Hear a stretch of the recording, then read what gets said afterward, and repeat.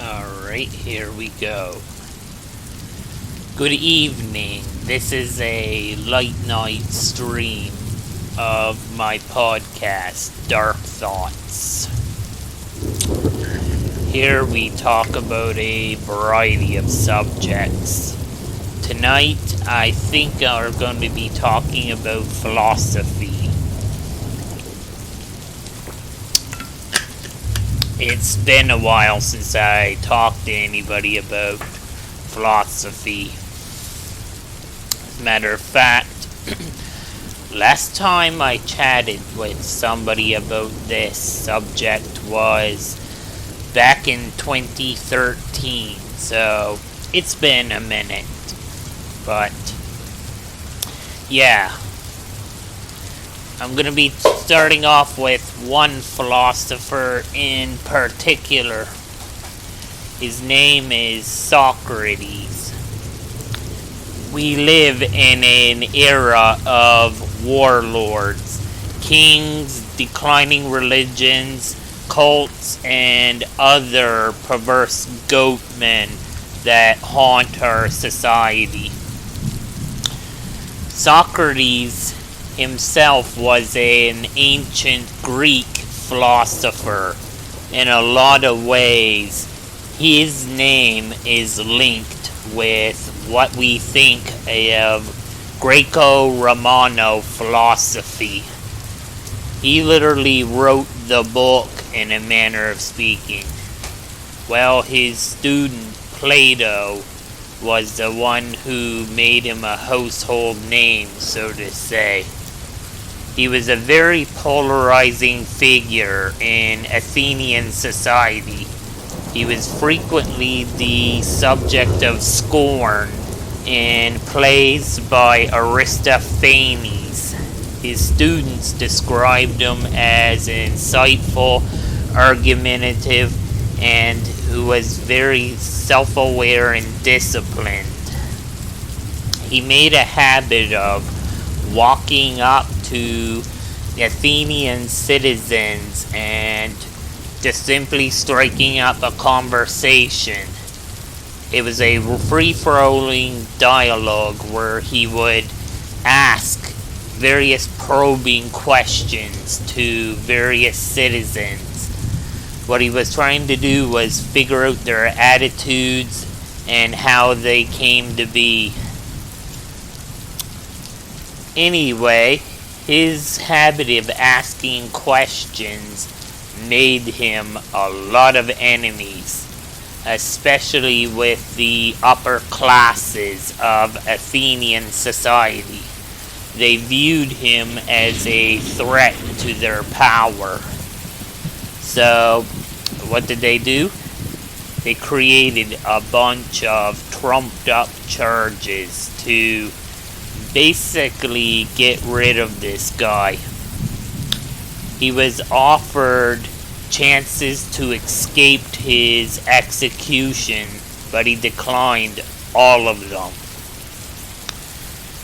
The only argument he made during his trial in 399 BCE on the charges of religious impropriety, as well as corrupting the youth of Athens, was that no man can reach wisdom. Seeking it is the best thing someone can do. Implying money and prestige is not as precious as commonly thought. His arguments fell upon deaf ears. Anyway, the men that were judging his case were the 30 tyrants of Athens.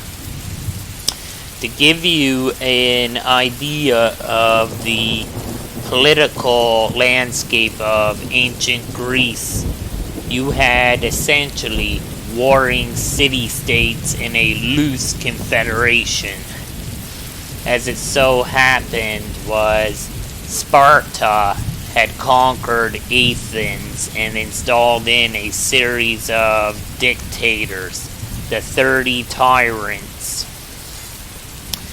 Anyway, These men judged Socrates to be guilty and forced him to drink a draught of hemlock. The ironic thing is that democracy, which Socrates was against, was restored to Athens 5 years after his death, and Socrates' chief accuser, Anytus, became the new consul of Athens in the restored democracy. And what I find most interesting was this new restored democracy pretty much pardoned Socrates posthumously. So, but anywho, the question I read online was, did Socrates exist? I'm going to say yes. There's evidence from various playwrights, his students, as well as an article written by Donald Robertson, who is well known in the philosophy world of modern times, that said that Plato's early and mid dialogues about Socrates were probably the most accurate picture of him. The later dialogues were Socrates was just a mouthpiece. But yeah, Socrates was quite the man. He was a free, forward thinker, as well as we have his Socratic method, which consists of asking questions. A prime example of this method is allocution that lawyers use. I shall read you some collected sayings of Socrates.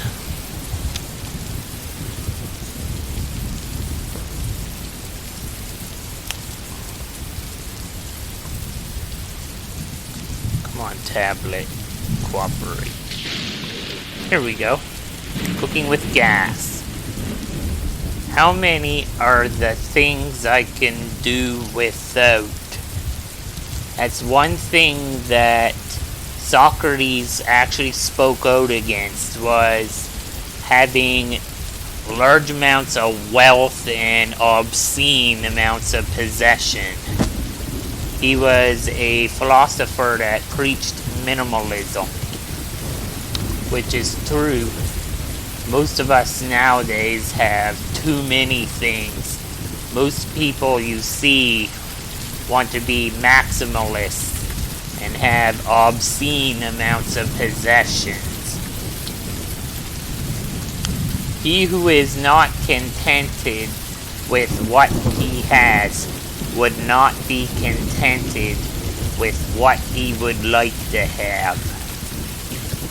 He who is rich is content with the least, for contentment is the wealth of nature. Having the fewest wants, I am nearest to the gods. Happiness is unrepentant pleasure. Give me beauty in the inward soul. May the outward and inward man be at one. Get not your friends by their compliments, but by giving them sensible tokens of your love. From the deepest desires often come the deadliest hate. Fame is a perfume of heroic deeds. False words are not only evil in themselves, but they infect the soul with evil. Falling down is not a failure. Failure comes when you stay where you have fallen. Every action has its pleasures and its price. Enjoy yourself. It is later than you think. Education is the kindling of a flame, not the filling of a vessel. Do not do to others what angers you if done to you by others. Death may be the greatest of all human blessings. Contentment is natural wealth. Luxury is artificial poverty. Children nowadays are tyrants. They contradict their parents, gobble their food, and tyrannizes their teachers. By all means, marry. If you get a good wife, you will become happy. If you get a bad one, you will become a philosopher. Beware the barrenness of a busy life. Beauty is a short-lived tyranny. Be the kind of person that you want people to think you are. Be slow to fall into friendship. When thou art in, continue firm and constant. Be nicer than necessary to everyone you meet. Everyone is fighting some kind of battle. Be as you wish this scene. That is just a snippet of the sayings of Socrates.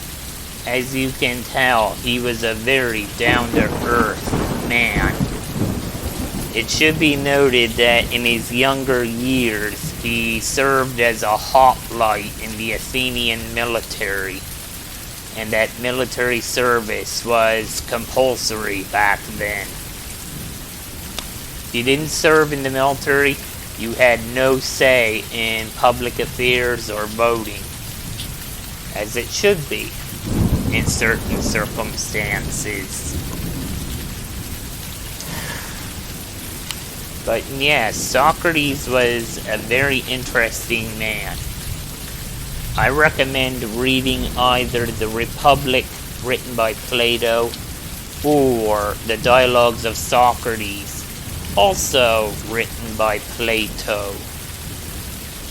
Socrates would go on to influence other schools of thought, such as Stoicism and Epicureanism. But by all means, you should study philosophy, especially in these times. Having philosophy give you a good, broader view of things, as well as a good foundation for your own point of view.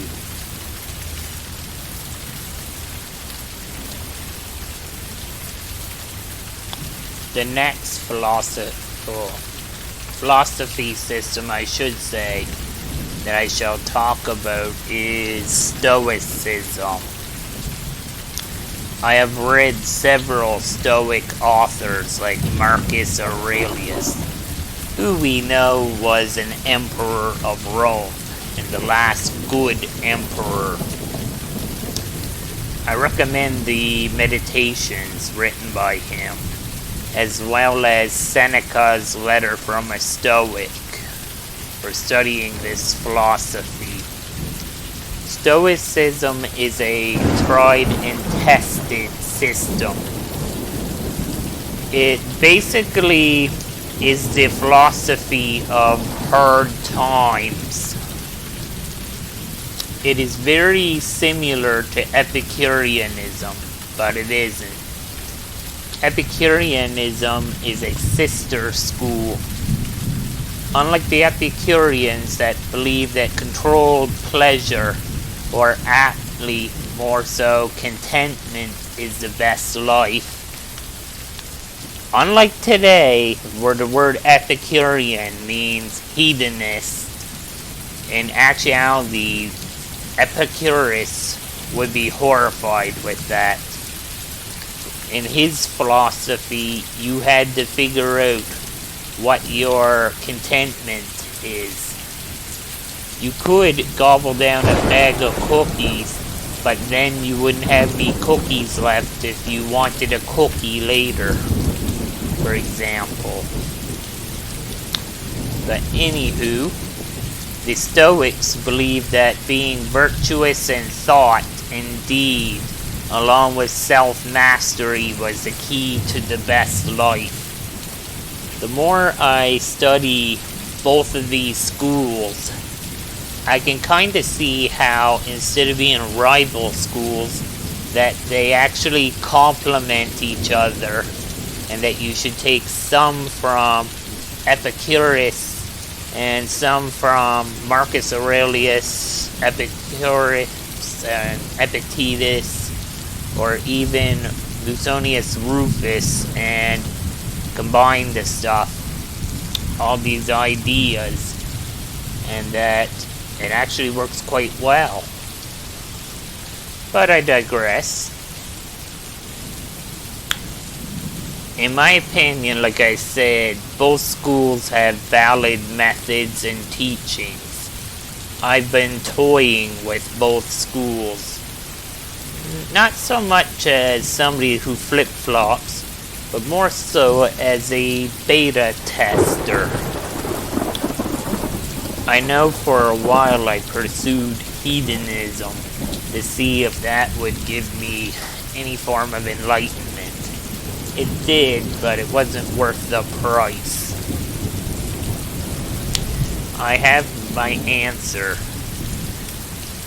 I'm choosing the middle path by borrowing from Epicurus what I need from him, as well as from Marcus Aurelius, Cicero, Seneca, Gaius Musonius Rufus. The reason why I am borrowing is to figure out the best map for myself. That's all that we can do in life, is feel and grow to figure out our best path forward. The ancients lived over 2,000 years ago. However, our world and their world aren't that dissimilar. War, civil strife, marriage, divorce, along with death, were common dramas then as they are now. Those same dramas are as old as civilization itself. The knowledge we get from philosophy can shape our worldview.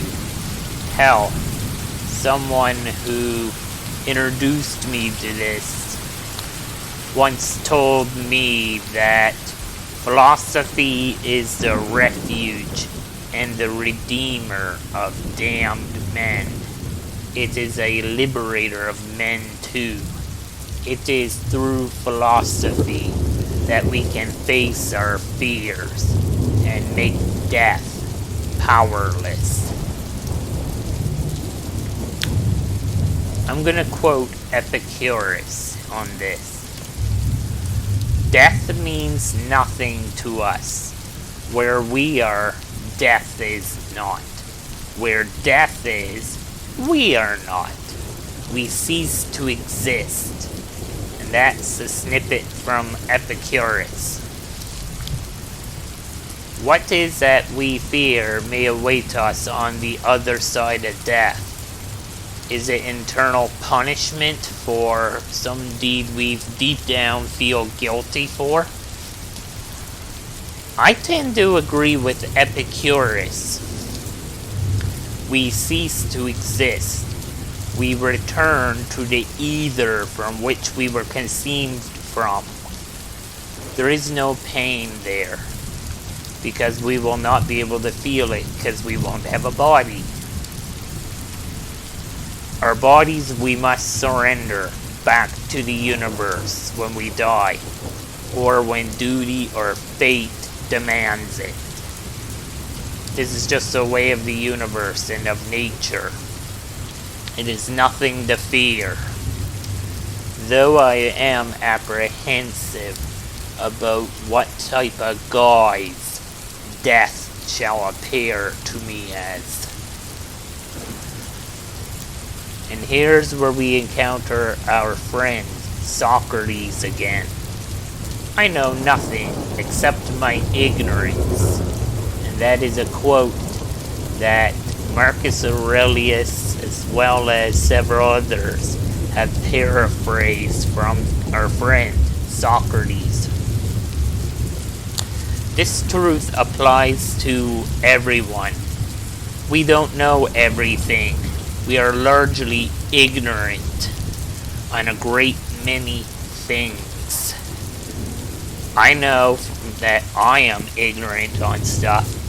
If you were to ask me to do brain surgery or fly a lunar shuttle, I would be very out of luck to do either.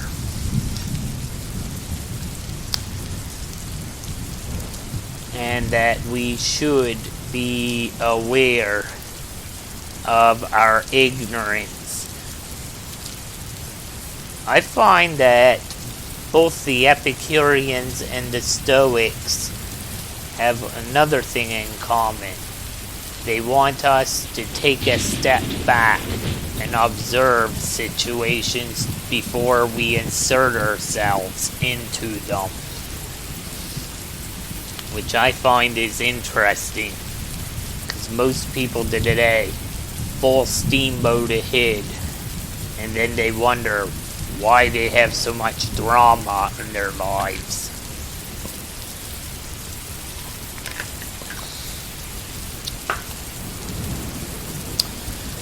But I'm gonna swing back to death here. I was reading a letter from Seneca to his friend Lucilius, and what kind of caught my eye was he was telling Lucilius that he should be aware that every slave or person he encounters has the power of life or death over you. And that is true. If you read true crime or listen to podcasts as well as observe people, you will find that people at best are chaotic neutral. To borrow a turn of phrase from Dungeons and Dragons. Most people have their own motivations and their own agendas, and that they're capable of anything, especially if aroused to anger.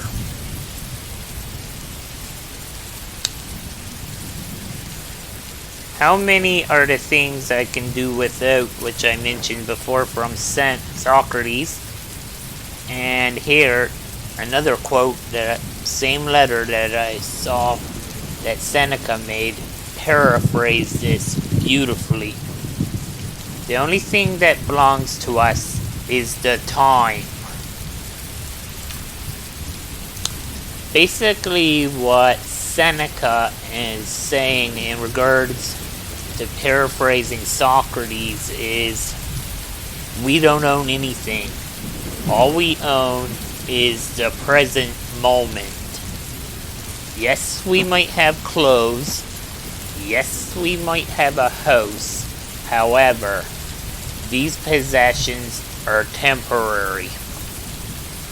The fates can step in and say we get in a car wreck.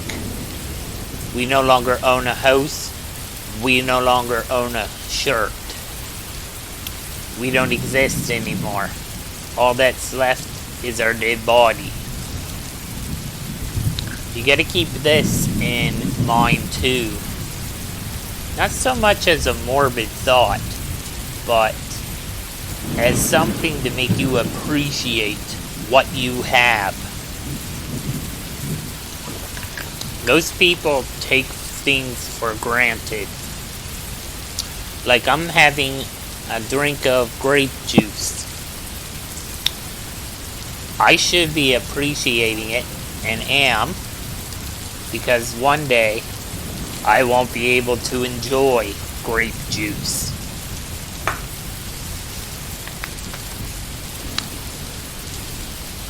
But that being said, the only thing we truly have at our disposal is time.